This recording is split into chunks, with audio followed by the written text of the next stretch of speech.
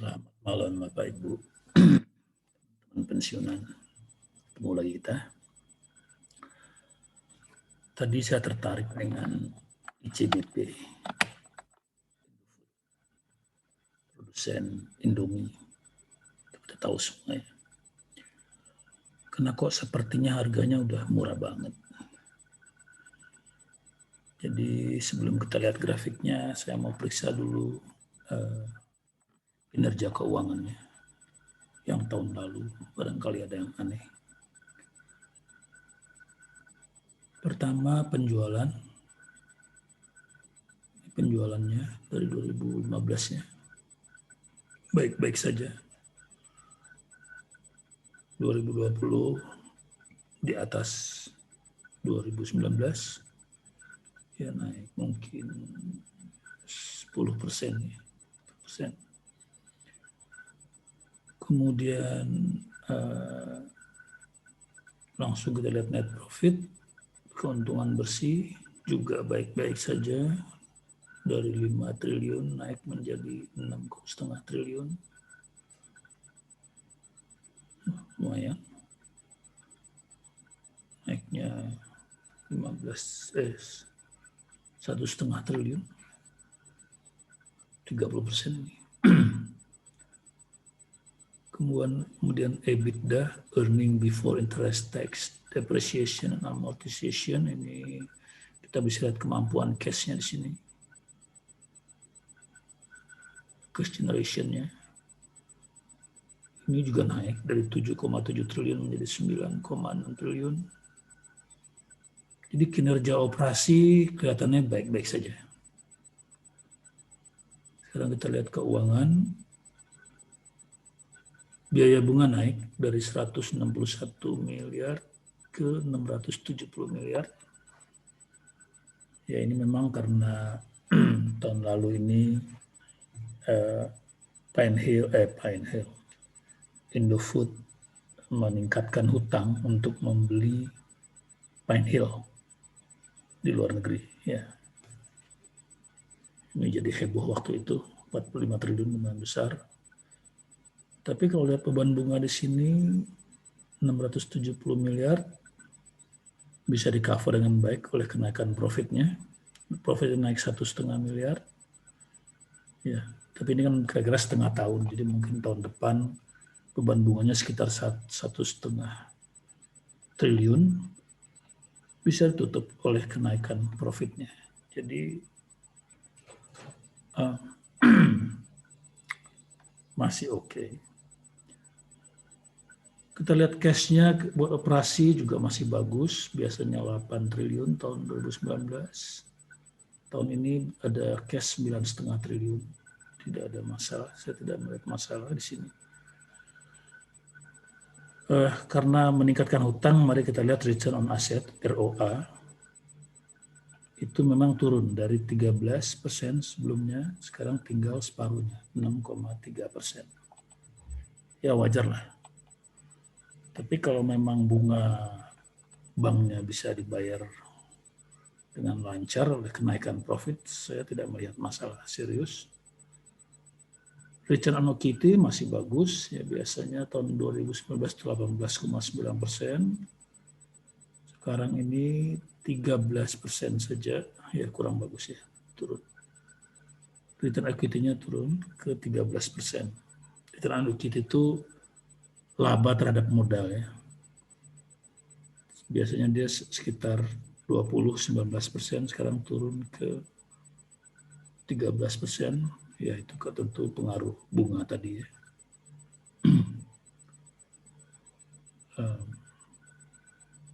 Equity-nya naik. Ya, equity-nya naik dari 2,6 menjadi 50 triliun. Equity-nya naik dari 26 triliun menjadi 50 triliun.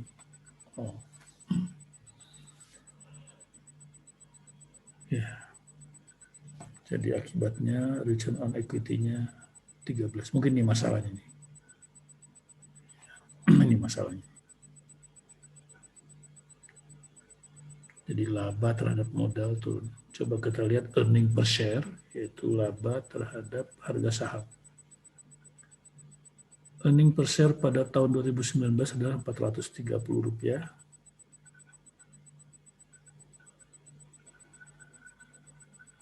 Kemudian saat ini adalah Rp562.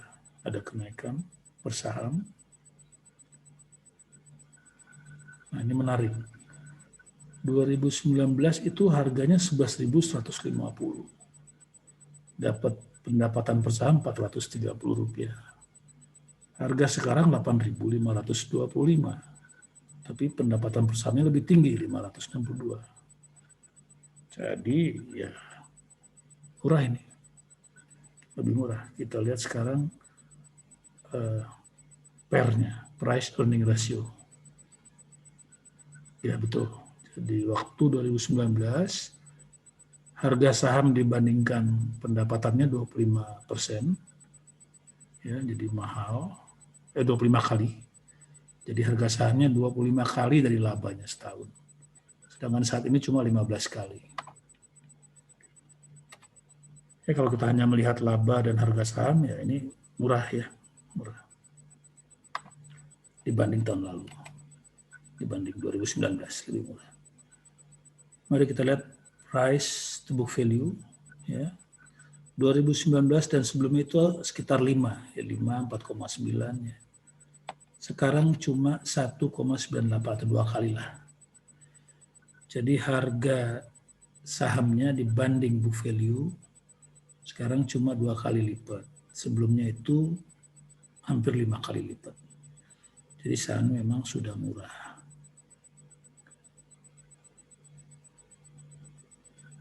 Jadi harga ini kita simpulkan yang pertama secara operasi tidak ada masalah.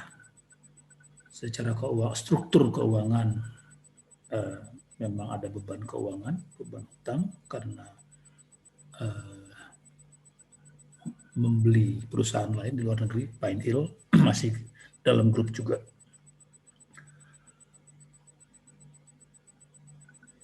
Tapi operasinya mampu membiayai bunga hutang. Dan rasanya ini belum masuk hasil dari Pine Hill-nya sendiri. Nanti kalau tahun depan Pine Hill-nya sudah menghasilkan, tentu mungkin ada perbaikan. Jadi kesimpulan saya dari sini dengan PBV, price to book value, sekitar 2, menurut saya Indofood murah menurut saya. Belum tentu orang lain. Pasar mungkin punya pendapat lain. Ya, saya juga punya pendapat kalau beli dikit. Sekarang mari kita lihat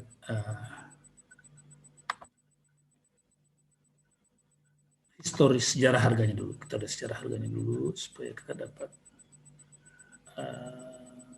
feel ya tentang barang ini. Ini adalah, ini saya tutup dulu ya.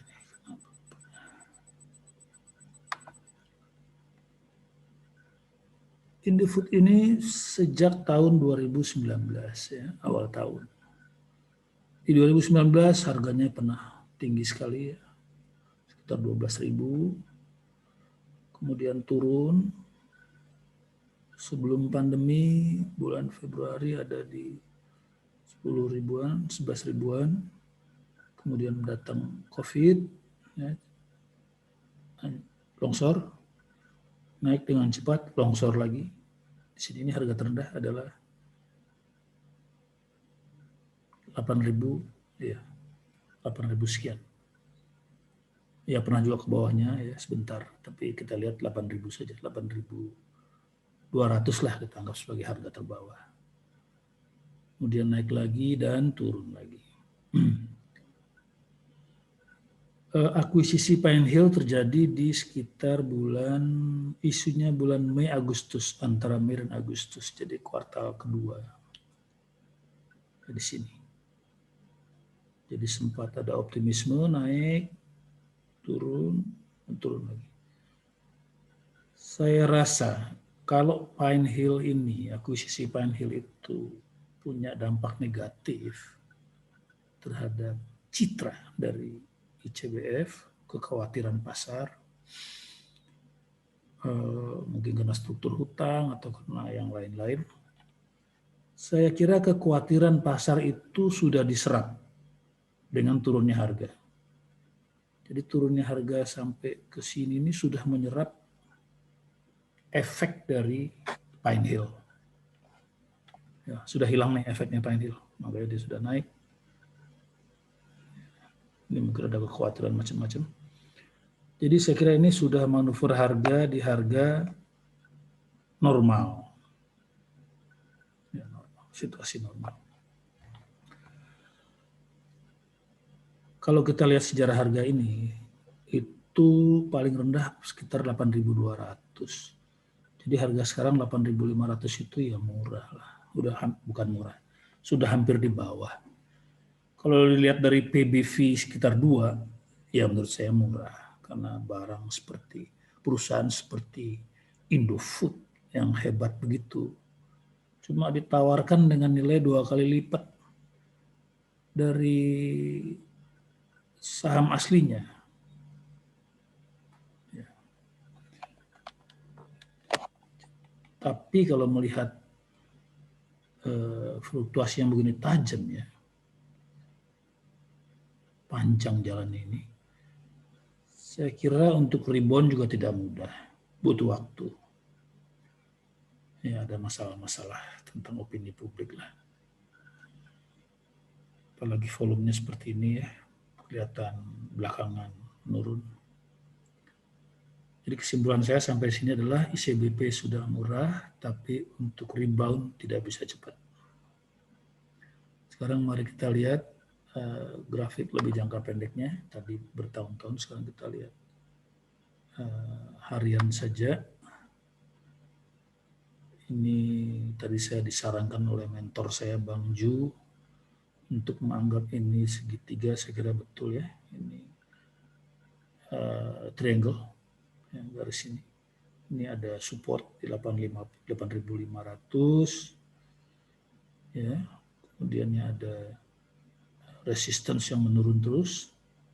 Nah, kalau ada suasana seperti ini, ya, ada garis, ada segitiga seperti ini, maka di ujung sini nanti akan terjadi adu kuat ini antara garis support ini, saya gambar saja, garis support datar ini dengan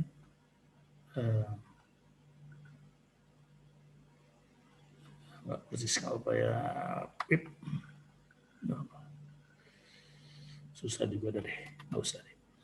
Pokoknya ini garis putih ini kalau kita terusin, ya nanti akan bertemu dengan garis ke bawah ini, resistance, batas atas ini, dan akan adu kuat. Apakah candle akan melompat ke bawah, ditekan oleh garis miring ini, atau akan ke atas, didorong oleh garis support. Kalau dugaan saya, karena ini sudah murah, karena operasi dari ICBP berjalan baik, karena bunga hutang bisa dibayar, pantasnya akan mampu ditahan oleh garis bawah ini, sehingga akan mental ke atas. Pantasnya, belum tentu benar. Ya. Tapi kesimpulan saya masih sama, ini harga sudah murah, PBV murah, supportnya kuat. Mari kita lihat stokastik, paling atas kelihatan pesimis sekali ya. Dari ekstrim bawah baru mau naik, dari daerah ekstrim bawah nih ya, bawah 20%, baru naik sudah turun lagi. Jadi ini pesimis betul ya. Ini juga kelihatan. Baru naik di sini, belum sampai atas, belum jenuh beli, sudah jatuh. Pesimis. RSI juga pesimis kelihatannya. Kurva span pendeknya memotong ke bawah. MACD juga, MACD juga pesimis, ada di bawah. Kurva cepat atau kurva gesiknya. Jadi sinyal semua pesimis. Ya. Tapi semua pesimisnya akan berhadapan dengan support 8.500. Kita lihat nanti siapa yang menang. Saya sendiri merasa saham ini sudah cocok untuk masuk, tapi untuk jangka panjang. Jadi saya akan masuk, tapi untuk jangka panjang. Mungkin setahun atau 6 bulan. Nah, kalau untuk jangka panjang, saya biasanya masuknya nggak banyak. Sedikit aja. Supaya sabar. Kalau banyak-banyak nanti nggak sabar. Jadi saya akan masuk CBP sedikit. Simpan-simpan saja. Demikian Bapak Ibu, kesimpulan ini bukan rekomendasi, saya cuma cerita apa yang saya pikir dan apa yang saya lakukan. Cuma untuk berbagi balada cerita kisah di bursa saham.